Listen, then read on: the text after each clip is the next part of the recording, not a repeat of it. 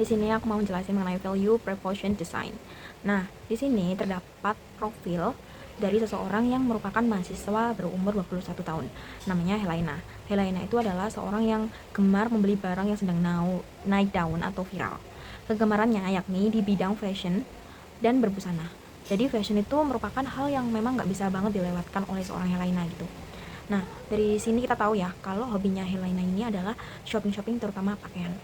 Nah, di sini aku mau jelasin mengenai beberapa tugas pelanggan seorang yang memiliki karakter seperti Helena ya. Di sini terdapat tugas fungsional, tugas sosial, dan tugas pribadi. Yakni yang pertama, mencari informasi dan tren. Jadi, kalau memiliki karakter seperti Helena, dia tuh akan selalu mencari informasi tren gitu, tentang memantau media sosial secara rutin untuk mengetahui model pakaian apa yang sedang viral. Yang B, melakukan pembelian shopping, menjelajahi toko online atau fisik untuk mendapatkan barang incaran. Mix and match, jadi memadupadankan pakaian agar sesuai dengan gaya. Yang terakhir, mengelola anggaran kuliah. Dia mengatur keuangan mahasiswa semester 6 tuh agar tetap bisa berbelanja barang viral tanpa mengganggu kebutuhan yang lainnya. Kemudian ada tugas sosial. Di sini Helena itu menunjukkan bahwa orangnya itu adalah status up to date atau menghindari ketinggalan zaman gitu. Yang kedua, mendapatkan pengakuan. Jadi dianggap sebagai trendsetter atau orang yang modis di lingkungan sosialnya gitu. Karena dia tidak pernah ketinggalan tren gitu. Nah, kemudian C, membangun karakter. Membangun pakaian dengan simbol identitas diri agar orang lain memahami kepribadiannya hanya lewat tampilan visual. Kemudian terdapat tugas pribadi, yakni A, menghilangkan FOMO, fear of missing, yaitu mengurangi rasa cemas akan tertinggal tren fashion tahunan. Kemudian yang kedua, meningkatkan kepercayaan diri. Jadi Helena itu akan merasa lebih berdaya dan siap menghadapi dunia saat menggunakan pakaian yang ia anggap itu mewakili dirinya gitu. Kemudian terdapat yang terakhir, kepuasan belanja, self reward.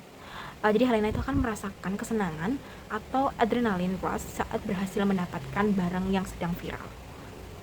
Kemudian yang terakhir ada tugas sampingan. Jadi tugas sampingan ini seorang Helena itu bisa saja dia tuh menjadi kurator konten atau mengunggah hasil belanjaan atau OOTD, outfit of the day, di media sosial untuk memvalidasi pilihannya. Kemudian yang kedua, menjadi pembanding harga. Jadi Helena itu akan membandingkan harga antar toko untuk mendapatkan barang viral dengan penawaran yang terbaik. Yang C, pemeliharaan barang. Jadi Helena itu akan merawat pakaian agar tetap terlihat baru dan memiliki nilai estetika yang tinggi saat digunakan kembali. Kemudian pada poin kesulitan pelanggan. Di sini kesulitan yang akan dihadapi seorang Helena dengan karakter tersebut itu akan menjadikan Helena itu pengeluaran meningkat karena sering membeli produk yang sedang populer. Kemudian yang kedua, terpengaruh oleh tren sementara yang memungkinkan tidak bertahan lama. Yang ketiga, ada tekanan dari lingkungan sosial, merasa harus selalu melihat hal yang baru gitu. Kemudian ada resiko perilaku konsumtif jika tidak bisa mengendalikan keinginan untuk berbelanja. Kemudian pada poin keuntungan pelanggan, meskipun terdapat kesulitan yang akan dihadapi Helena, namun Helena itu akan mendapatkan keuntungan gitu sebagai pelanggan dengan karakter tersebut. Dan diarahnya itu dia tuh akan selalu memperhatikan perkembangan terbaru agar tetap up to date dalam dunia fashion. Meningkatkan rasa percaya diri karena berpakaian sesuai tren dan mencerminkan kepribadiannya gitu. Kemudian menciptakan kesan positif tentang diri sendiri di lingkungan sosial. Dan yang terakhir, meningkatkan pengetahuan mengenai fashion karena secara aktif mengikuti media sosial dan perubahan gaya berpakaian. Kemudian yang kedua, ini adalah peta nilai, di mana peta nilai itu terdiri dari produk dan jasa, perada kesulitan dan pencipta keuntungan. Dan terdapat juga esensial-esensial baik untuk dimiliki dan baik untuk tidak dimiliki. Yang pertama, produk dan jasa. Jadi kira-kira dengan karakter Helena yang seperti itu akan memberikan kita ide di mana kita akan menyediakan produk dan jasa berupa pakaian bergaya Gen Z seperti baju dengan model yang lagi ngetrend dengan bahan yang nyaman dan ramah di kantong. Kemudian yang kedua, memberikan bantuan kepada pelanggan dalam memilih dan memadupadankan outfit. Dan yang ketiga, menyediakan opsi kustomisasi seperti pemilihan warna, desain, motif, atau model agar produk lebih personal dan unik. Kemudian 4, menawarkan paket pakaian yang sudah dipadukan. Dan yang kelima, menyediakan sistem pemesanan melalui media sosial atau platform agar pelanggan dapat berbelanja dengan mudah dan fleksibel. Kemudian terdapat poin yang kedua, yaitu pereda kesulitan. Yakni yang pertama, mengurangi rasa kurang percaya diri. Desain oversize dan tren kini itu membantu pelanggan tampil lebih percaya diri dalam berbagai aktivitas. Yang kedua, menyesuaikan dengan keterbatasan budget, menawarkan produk dengan harga terjangkau namun tetap mengikuti tren fashion Gen Z. Kemudian yang ketiga, terdapat layanan building outfit atau konsultasi membantu pelanggan tampil praktis yang perlu memilih dari awal. Nah, yang keempat, mengatasi kebutuhan gaya yang unik, layanan custom memungkinkan pelanggan memilih produk yang sesuai dengan preferensi pribadi. Yang kelima, mengatasi kesulitan dalam mix and match outfit, menyediakan produk dan layanan styling yang memudahkan pelanggan dalam memadupadankan pakaian yang tidak akan membingungkan mereka. Kemudian poin yang ketiga, pencipta keuntungan. Yang pertama itu adalah meningkatkan kepercayaan diri pelanggan.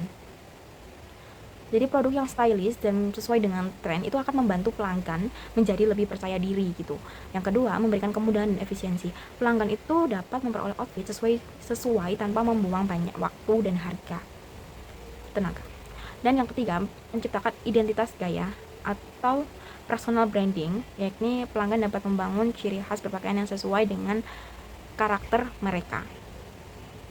Dan yang keempat, memberikan nilai lebih melalui kustomisasi produk yang dapat disesuaikan, meningkatkan kepuasan kesan eksekutif bagi pelanggan. Dan yang terakhir, mendukung kebutuhan sosial media, OOTD, konten outfit yang menarik, membantu pelanggan dalam membuat konten yang lebih estetis dan relevan dengan tren. Selanjutnya yakni review mengenai value proposition versi Canvas. Di sini terdapat product and service, gain creators, pain relievers, and against customer jobs and pains. Jadi yang pertama terdapat product and service, di mana produk berbusana Gen Z itu kemeja, kadi, jeans, hijab. Yang kedua layanan konsultasi styling, mix and match, dan yang ketiga layanan custom design warna tema. Dan yang keempat, bundling outfit, set pakaian siap pakai, dan layanan pemesanan online. Kalau untuk Gen Creators, itu produk dan layanan fashion ini itu akan membantu pelanggan meningkatkan kepercayaan diri dengan penampilan yang stylish dan sesuai tren layanan custom dan building outfit. Itu akan memudahkan pelanggan membangun nilai eksekutif. Selain itu, outfit yang menarik juga mendukung pelanggan dalam membuat konten sosial media yang elastis.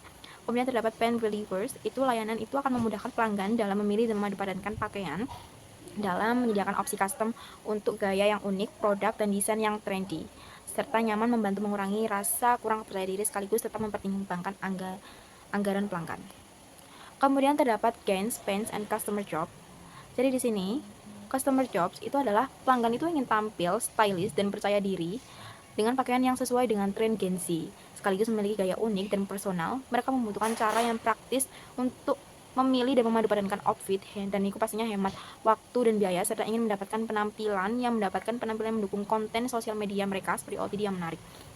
Kemudian terdapat gains, pelanggan ingin tampil percaya diri dengan gaya yang sesuai tren, memiliki identitas gaya dan pribadi yang unik, dan memperoleh outfit yang praktis serta nyaman. Selain itu, mereka ingin produk atau layanan yang mendukung pembuatan konten sosial media dan memberikan nilai eksklusif melalui opsi custom atau bundling outfit. Dan yang terakhir, pains, di mana pelanggan sering kesulitan memadupadankan outfit agar tetap stylish, menghabiskan banyak waktu memilih pakaian dan menampilkan mereka juga menghadapi keterbatasan budget dan mengalami kesulitan dalam mengikuti tren fashion. Di sini value proposition-nya itu menyediakan layanan baju ala Gen Z, yang mana pastinya itu mengikuti sesuai dengan kesesuaian zaman. Nah, kemudian juga terdapat customer segment. Customer segmentnya itu adalah para remaja atau berusia awal 20-an, dan masyarakat umum juga diperbolehkan. Sudah.